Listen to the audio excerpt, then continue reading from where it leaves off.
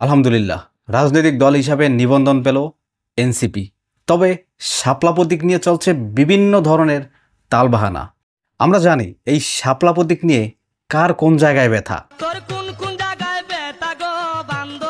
এই শাপলা প্রতীক নিয়ে কার কী সমস্যা, এই শাপলা প্রতীক নিয়ে কার মাথা ব্যথা, কেন মাথা ব্যথা, এটা আমরা সবাই জানি এবং আমরা বুঝি যে কেন তাদের এই সমস্যা হচ্ছে, কেন মাথা ব্যথা হচ্ছে, কিংবা কেন আরও বিভিন্ন জায়গায় ব্যথা হচ্ছে।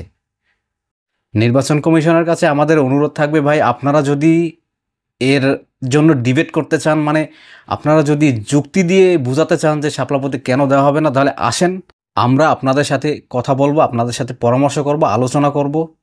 কেন দিবেন না, এর পিছনে যৌক্তিকতা কী, এর পক্ষে বিপক্ষে কী যুক্তি রয়েছে, সব কিছু শেয়ার করবেন। আর আমরাও কেন পাবো না, শাপলা প্রতীক কেন দিবেন না, এটা নিয়েও আমরা যুক্তি তুলে ধরব।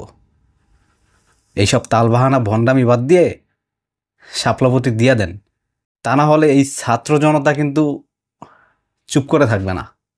ইনকিলাব জিন্দাবাদ।